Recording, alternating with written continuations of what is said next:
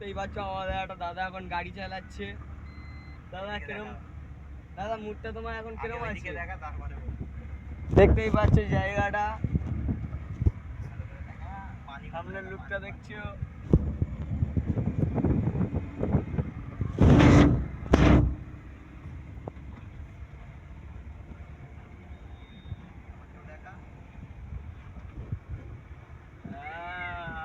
চলো দেখলি তো